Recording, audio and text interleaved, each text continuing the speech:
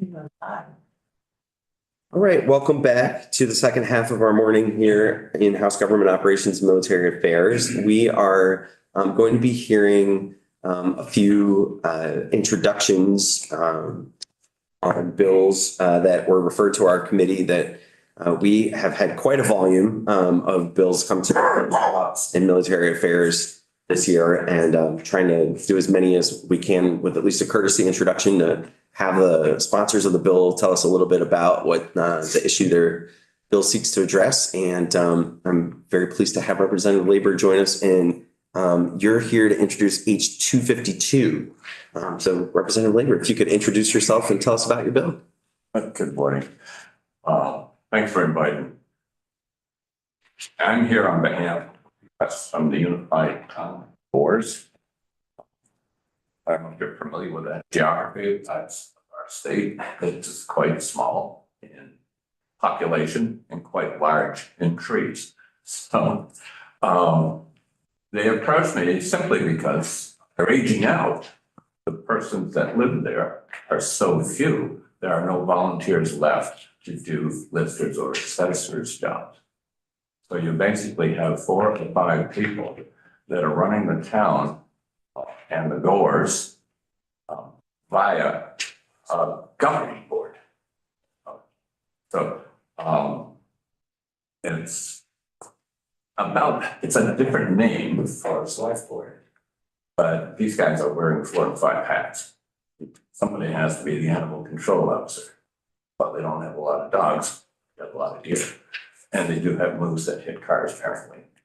So you have that issue. You have same with public health officer. It goes on and on for every job that a select board would do. Our board of governors, which changes it. I mean, if you look at Avery's Gore, population is 0. If you look at Warren's Gore, population is 0. So the only one that's really working is Warren's. So some of these places have over 27,000 acres of land per Gore. So that describes the density. What they're asking for, basically, they abbreviate this for you, is permission to bring to a special meeting the process of letting the 3 present listers resign as they are aging out, and for permission to hire a commercial organization to do their listing and assessors jobs. And if there's any BCA activity from appeals, that's basically what they're asking for. Representative Labor, this would apply to the Unified Towns and Boards in Essex County. It's 5 or 6. I have those 3. You have those that you represent those 3. Correct.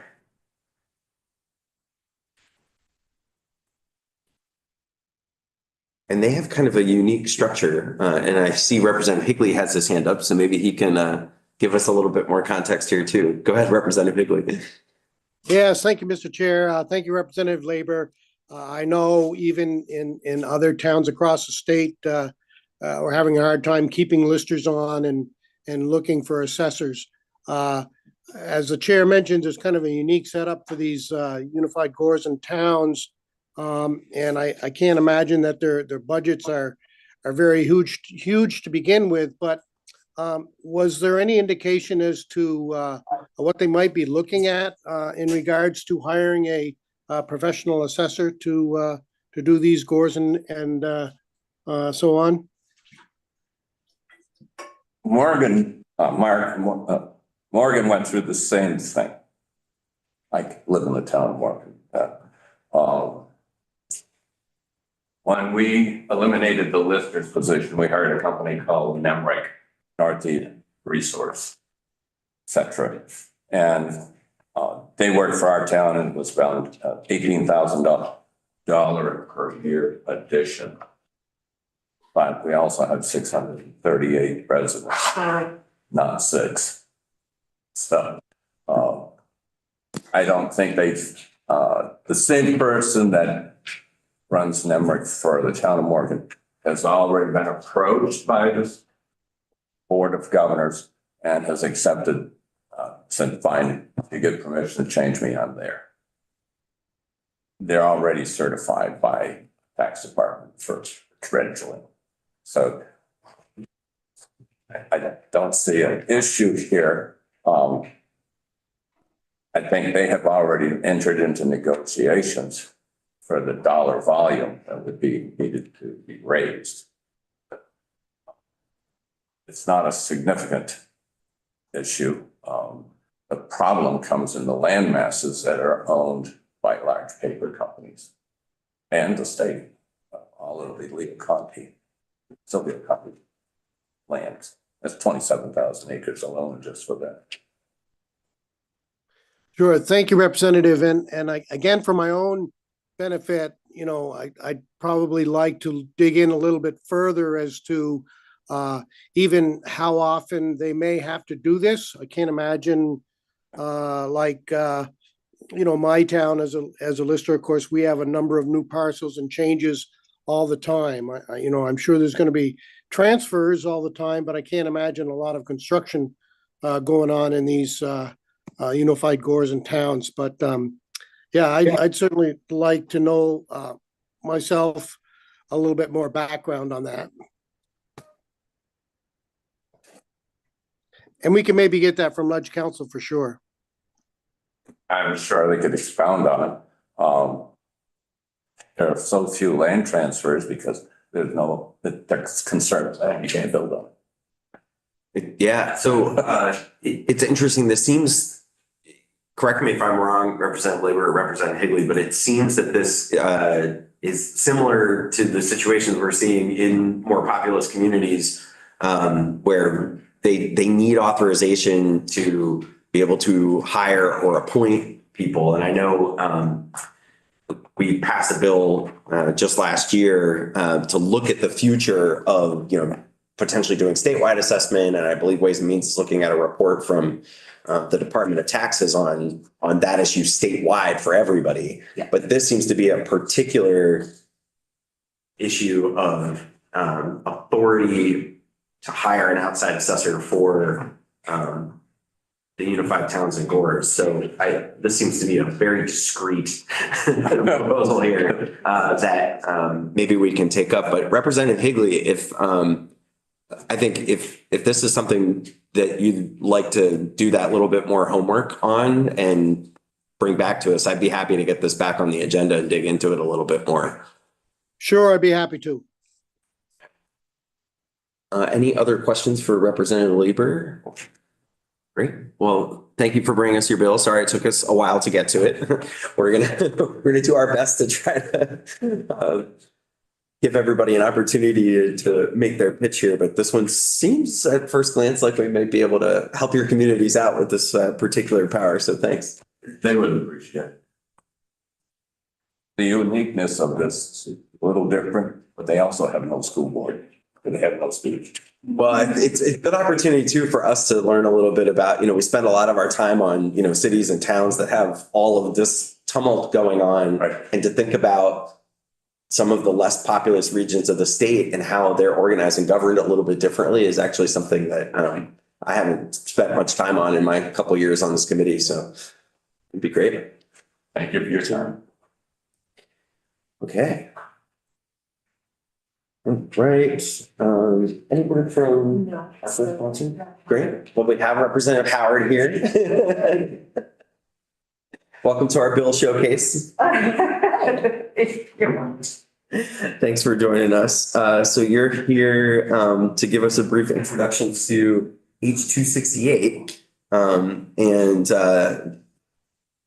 this is campaign expenditures and candidate salaries. So Representative Howard, tell us about your bill. Thanks for joining us. Good morning. Thank you for the opportunity for me to speak to you about H268. For the record, Representative Mary Howard, I represent District 6, Rutland City. I introduced this bill because I believe Vermonters deserve a diverse choice of candidates for statewide office from all economic backgrounds. This bill simply allows candidates for statewide office to collect a salary from their campaign contributions in order to allow them to campaign competitively. This provision, if adopted, would bring the Vermont state law in alignment with our federal law. Currently, candidates for federal office are permitted to collect a salary while campaigning. I believe you shouldn't have to be wealthy in order to run for statewide office. Working Vermonters are not often in the position to take months off in order to campaign. This reality not only denies voters a choice, but it gives wealthier candidates an unfair advantage. I want to stress that this bill will not cost the taxpayers of Vermont any money. This proposal would be entirely funded by private contributions to candidates' campaign. In my view, there is no greater asset to a campaign than the candidate's ability to meet voters personally and to spend time in our communities.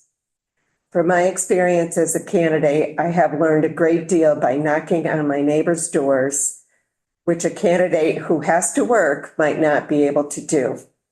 I hope that you will consider passing this bill. Thanks for bringing this to us, Representative Howard. Are there questions for Representative Howard about H-268? H-268. I haven't thought about this much, so I know that some candidates, obviously, they would expense things like telephone use that could be used for personal or private use. But in your research on this bill, there's no mechanism in Vermont state law for a candidate to draw campaign funds. If you'll permit me, I'll go through this criteria of you cannot hold currently a statewide office. The amount you pay yourself cannot exceed your adjusted gross income filed with the Department of Taxes the prior year. Candidate must have a required number of signatures for petition. And you also need to be in good standing with the Vermont Tax Department. If the state's attorney in your county requests a copy of income taxes for candidate's salary or year prior, you must comply. Payments are pro rata only time you are a candidate. So if you're, for example, if you're running and you're losing the primary, that ends the salary. Salary begins when with the filing deadline. Salary continues to date of election or date one withdraws. Specifically phone calls.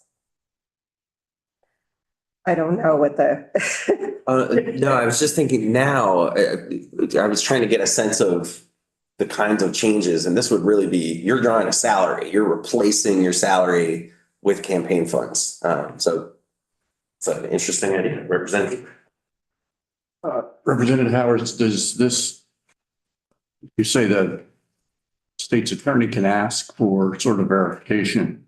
How does that get conveyed? Is it reported on your Secretary of State's reporting, or how does anybody know that you're doing that in terms of the political office candidate structure? I believe it would have to do if you filed your petition. And I didn't think of this at the time, but you would probably most likely have to fill out a form that you are receiving a campaign salary. So it would This has been, likely be reportable just like any other campaign. Right. I was just gonna say, would that be like a line item on your disclosure? yes, Yeah. yes. I think the interesting thing about it, in my mind, isn't so much the question of, should candidates be able to do that, but how would it impact statewide candidates getting funds if they were saying, I'm going to use this to pay myself while I'm doing this so I can do it. For some candidates that might work, and for others, their donors may not like that. This is an interesting idea. Representative Hoover, go ahead. Yeah. I remember way back when Jim Jeffords got in trouble for buying a pair of shoes. This is radically departing. It's sold. Shoes are not, Yes. Well, if you're walking to this. well, how many of us have worn Yeah. shoes from going door to door? Well, any other questions for Representative Howard? Representative Hager? Thank you.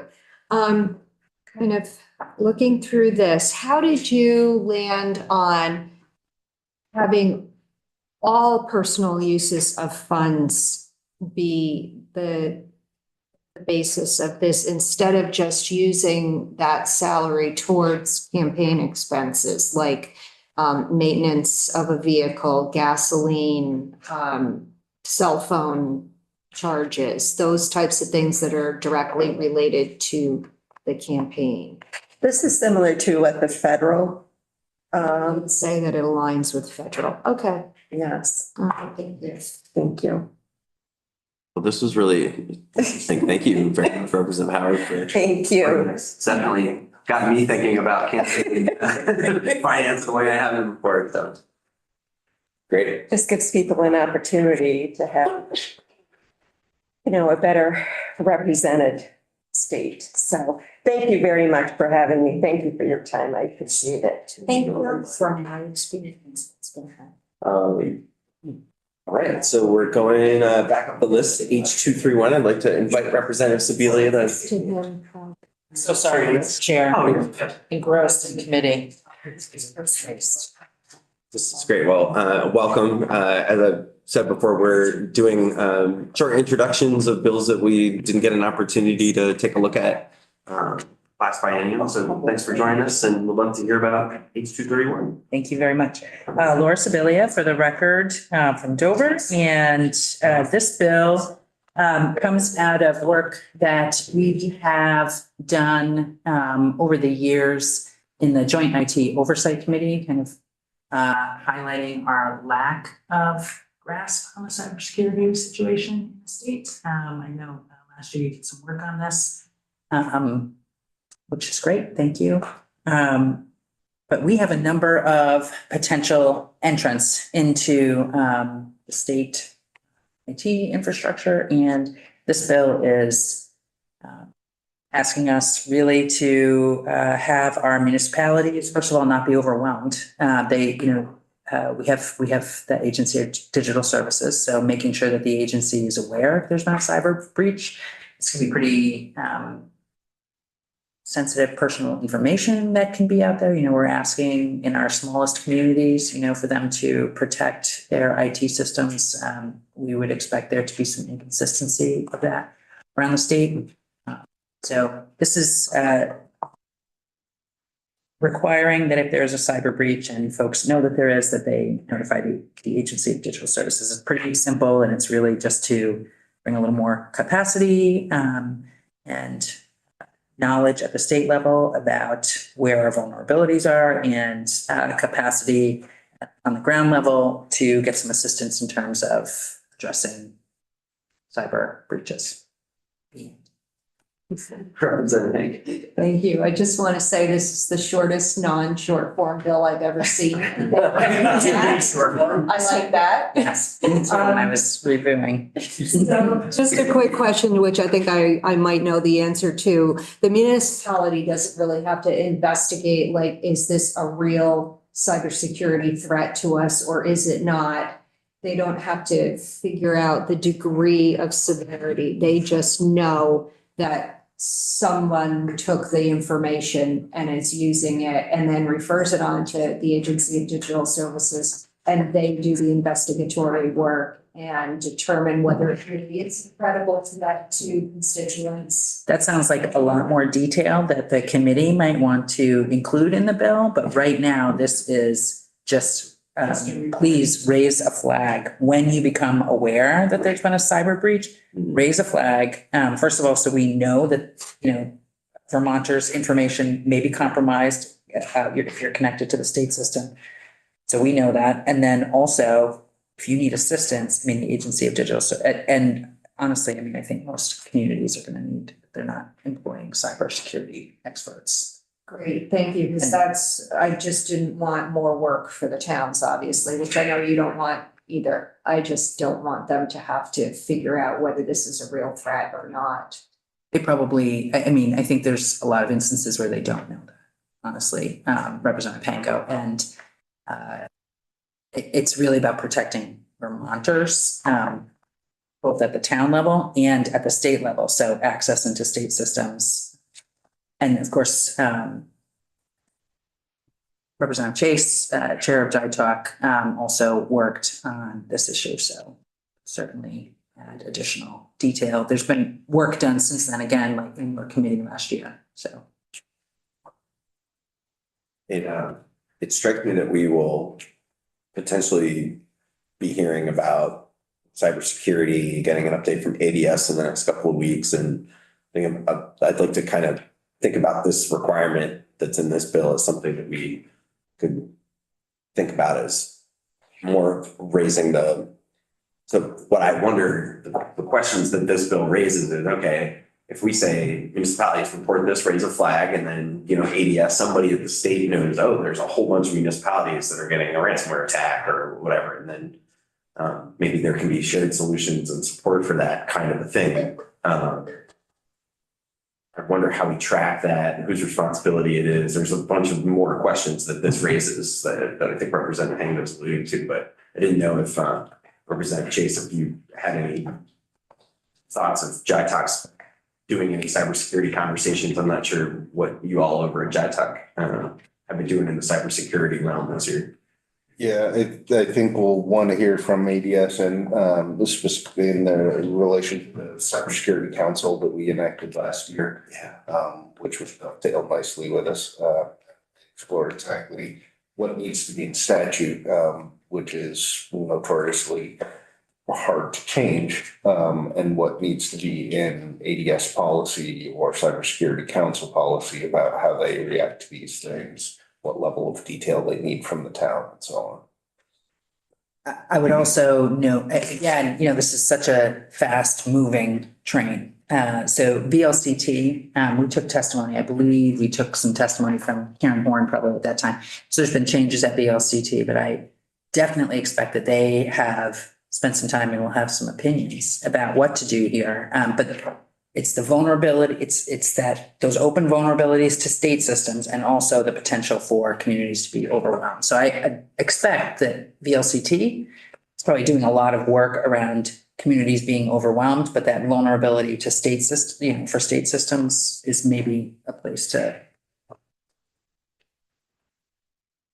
Yeah, and I wonder if there are any systems that municipalities in the state, I know the municipalities use some state systems, but most of those are like through online portals. They're not really hosting data themselves. The couple that I can think of, like for instance, clerks that are working through the state election system, it's not really like clerks themselves. They're accessing online thing in the cloud that they're not themselves hosting. But I don't know if there are vulnerabilities. Our municipal governments use state services in a way that is a little more than it was just a few years ago. So I don't know if there are any opportunities there for us to think through a little bit the relationship between municipal IT systems and potential state vulnerabilities. But I don't know if you've dug into any of that, but there probably are some gaping holes there in our thinking. There's some opportunities for increased security. There we go. That's a very positive spin, Representative Chase. Well done, sir. Well, we will continue to look at these issues. Representative Sibilia, thanks for flagging this one. And I do think it is definitely worthy of the committee's time. So, thank you. For doing this. All right, we have one more, we have one more bill introduction, so, but Representative Canfield can't be here until 11:30, so let's take 15 minutes and have everybody back here to write it.